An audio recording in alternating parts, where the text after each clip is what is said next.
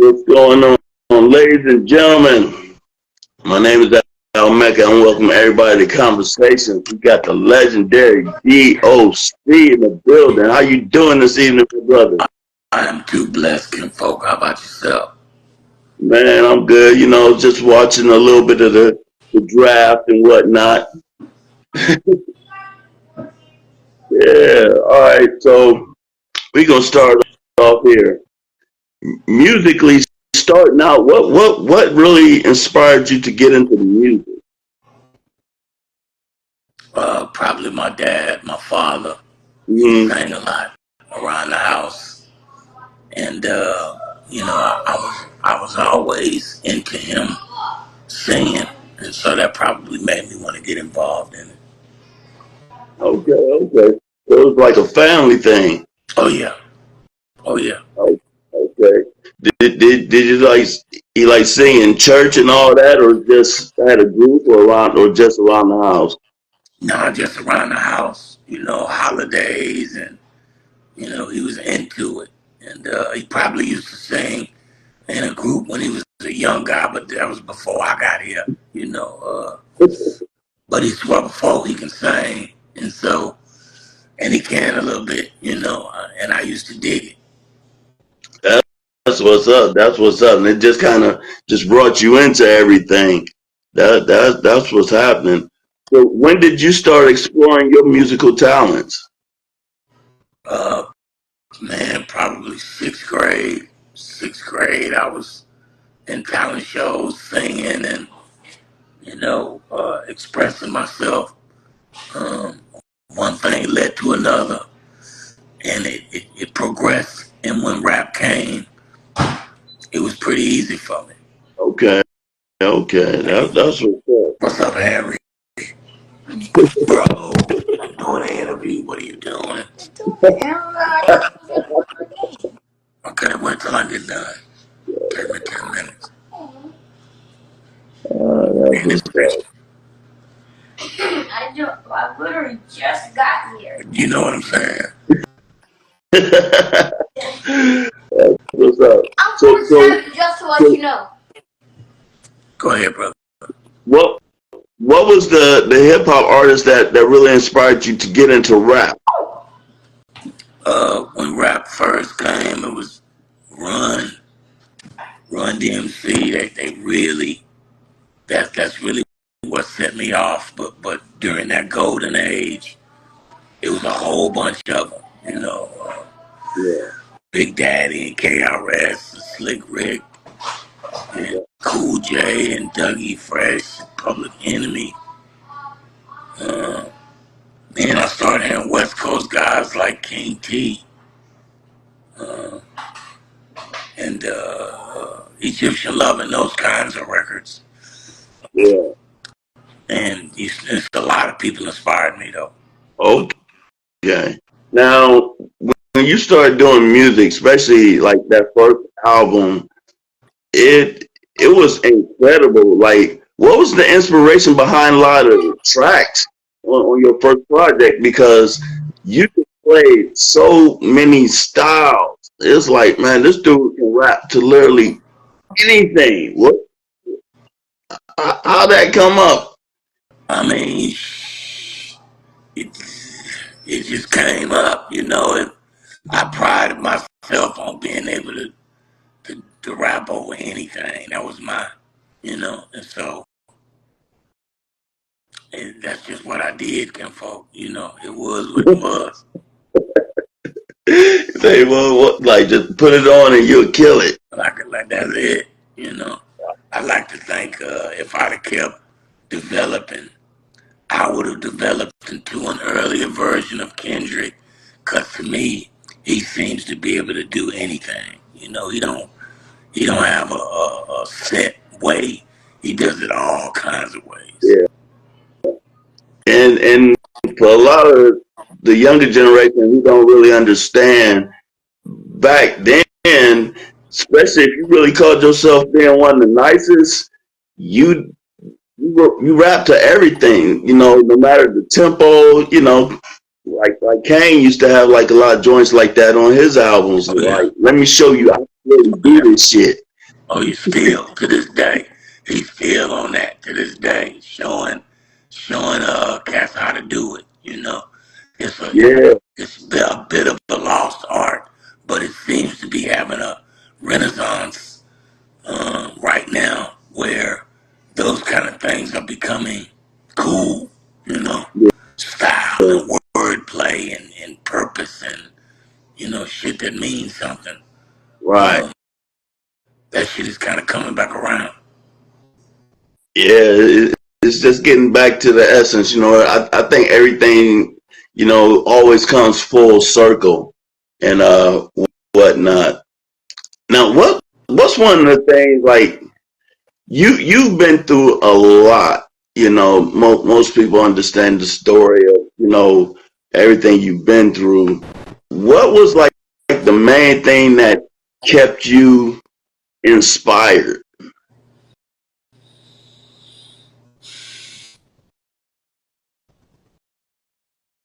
I don't know if I was inspired, bro. I think I was just holding on by a thread a lot of Really, the elaborate time. on that. Cause I couldn't do it, but being able to be a part of my guys' success, that kind of feel that hole, but not being able to actually do it myself, it was hard to find inspiration during those times. I used a lot of substances to cope with those emotions, Mhm. but I was surrounded by really good music all the time, and it was successful. So that kind of, but it just didn't feel whole because it wasn't me actually doing it. Yeah, yeah, that because that's one thing that I always wondered, like what just really kept you going? Because I'm sure the frustration would just mount up, and just really feeling irritated and disturbed. That Yeah, but I tell folks all the time, bro, it's a God thing. It's not a DOC thing. talk That was a path that I had to walk to learn how to be prepared to to work with this gift. It's a lot, and so I had to learn, how to be humble, how to be better, in order to give and use this gift for what it's really for. And then all those things I wanted would have been automatic to me and still are. So yeah, like I said, it's a renaissance. Things is coming back around. I think by the time this film drop, it's going to open a lot of eyes, man. It's gonna and open a lot of hearts, and it's really gonna usher in a new kind of way of thinking about this shit. At least that's what I think. It's a powerful movie, and even though it's supposed to be just a documentary yeah, about me, it's really a lot more than that. yeah. That and I think people going fuck with it heavy. I think they really gonna rock with you heavy. Plus, like you said, man, we're in a space to where we need to, hear, how to get through things. Cause we're in a strange place in this world, you know, and a lot of people just really looking for some type of strength and to be inspired something so they can look at you and be like, okay, I can do this too. I can Yeah, get through it. that's what I think is one of the things that makes the film so good because you don't have to know shit about rap. You could be a 50-year-old white boy somewhere in middle America, ain't never heard rap, Yeah, but you just lost your wife and you lost your job and you lost your this and everything is gone. You watch this movie, it'll make you feel like, you know what? I can get past this shit. I can do this, yada, yada, yada. And I've had multiple friends whose families don't know anything about rap and they are past. generation really fall in love with the film because the story is so good, you know. Mhm. And when is the documentary supposed to drop? I don't have a date, you know. Oh, I'm trying to find the right situation, but for okay, somebody okay. like me, it ain't the easiest thing to do.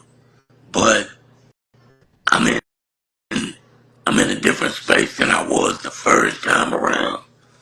The first Mm, time around, I didn't know who I was or what I was doing, mm. but now I do, Oh, you know. And so you got to do business with me now. I mean, I don't hold no hard feelings towards anybody, but you got to do business with me now, and it's just all good business. And I'm trying to help folks. I'm trying to deliver a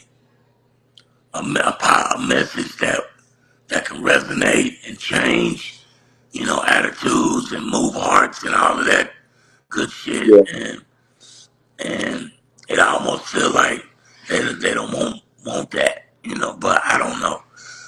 But you know, we're not gonna do it the same way we did it the first 50 years. This the new 50. Right.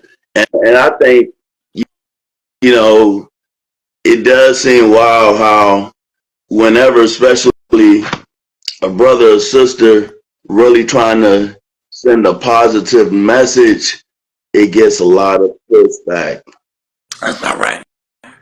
You can push all you want. You understand me? Because it's not a D.O.C. thing. It's a G.O.D. thing. And I guarantee you can't push hard as he gonna push. And Yeah, so it's gonna do what it's gonna do. I already know at the bottom of my heart what it's meant to do. I'm just riding the ride. The way I work, the way I fell all the way down, I can see myself bouncing all the way back up, and it's gonna be like that. talk about it. Talk about it. Man, and I love hearing that, especially because our people, we need these inspirations, man. You know, and the younger generation, you got to understand too that you're gonna go through some Oh yeah, things, but keep going. Go through it. Go all the that's way the only way through you're gonna learn. Most of the young brothers that I talk to nowadays, when they go down there in that place and come back, they come back with understanding. You know what I mean? it. And that's really what it's all about, getting past that young age when you think, you know, you can beat up the whole world and shit. And when the world starts beating your ass up back, it really puts some understanding on your ass, and you start to think about your own mortality and what you want to be and if you want kids, what you want them to be and what you want them to have. And then it becomes a conversation about how good a man you can be, you know, and fucking a hoe ain't being a man, and holding money ain't being a man, and shooting a gun ain't being a man. It takes a whole lot to be a man in this world, especially a black one. And you got to have your mind with you, you know, or otherwise you're gonna lose. And so, and I use that word lose loosely, but you're gonna go through a whole lot of torture that you don't have to if you would just straighten up and figure out how best to carry yourself in this world. Because ain't nobody going to take care of you better than you. Mm. Ain't that the truth, you know? And that's some of the messaging that I try to convey to some of my, you know, younger constituents and whatnot. Like, you know, you got to man up, you know. And I think a lot of these kids, they've been so babied that they don't really understand that total concept. Well, you know, it is what it is. You know, I keep telling them it's a G.O.D. thing, man. I can't take no credit, and I don't give nobody no blame. I put it all up there and let it be what it's gonna be, and I just concentrate on my part because I ain't nobody's judge, and that's why, as far as my contemporaries in my past, will, or I love all my guys, and I think all my guys love me, and I'm about building and doing better, and so I don't know, from my perspective, that's the best way to be, um, Yeah, as a father, trying to raise, young men to be better men. yeah, that's what's up because shit, what when you came in the game, you were how old? I was 20. Yeah, see, I mean, you still growing up, got your homies and still learning life. And I think a lot of times people forget that how young a lot of you guys were when y'all started doing this Yeah, music thing, yeah, and I I tell people all the time when we get to talking hip hop, we talking about that, y'all like part of the golden generation. I'm like, we grew up together. You know what I'm saying? well, we ain't Yeah, grew up together with you wearing that Green Bay shit, but it's man. all good. Hey, man. that- Let's do it. hey, You ready to read?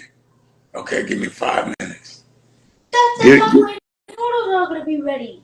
Okay, give me 10 minutes. Nope, we're doing this. Okay, I'm doing a meeting right now. But what happens when those noodles are ready? We're gonna watch a movie, that Aladdin movie again. Okay, son, well, give me 5 minutes. getting that phone time, man. Yeah, yeah. I've been a Packer for a long time. I'm ready for the Jordan Love era, man. He came down here and made us sick last year. Yeah, that's what we're supposed to No, do. hell no, you ain't. But I like the young man. I wish him well, unless he playing against them boys. Yeah, what y'all gonna do in the draft, man? Ain't no telling like Jack Ellen, man. Them Jones boys is something else. But my fingers is crossed, my toes is crossed. We gonna see what it do. Yeah, man. You gonna have to come out. You gonna have to come out to Ohio sometime. Yes, Get sir. out, check out the Pro Football Hall. Have you ever been to the Pro I Football Hall think of Fame? I have been out there in Ken before.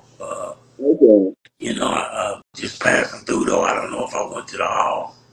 Yeah, Um, yeah, yeah. Now the hall is actually a whole village. They done built so much. Shout out to RBX, man. RBX in here showing love, man. Brad, that's my guy, man. Yeah, he's a great brother, man. He cool as hell. Yeah, Cooler than other side of the pillow. Yeah. all of them, bro. All of them. I got a lot of love from them boys in Long Beach, man. Like Yeah, I was one of the few people that I could walk around out there, and it was just cool. Nobody bothered me. Everybody wanted me to come hang out, come in their house, and all this old kind of shit. It was really cool time back then. I that's love I love all them boys in Long Beach. that's what's up. That's what's up. So, other than the documentary to put together, what else should we look forward to that you've been working on? Man, look, when that first domino fall, just look out. We finna do about 7 to 10 years of shit, back to back to back. Okay, let's do this Son, I'm finna read what y'all promise. Bro, when your kids wanna read, you gotta do that. You know what I Yeah, mean? yeah.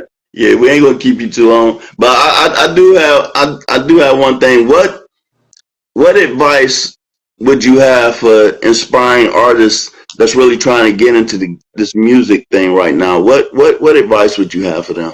It's all about ownership. You ain't gotta get in. You already in.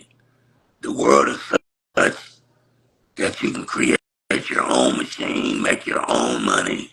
There's enough people out there. If you go knock on 100 doors and 10% of them buy your shit, you made $10. Just knock on all the doors, man. and own your own self.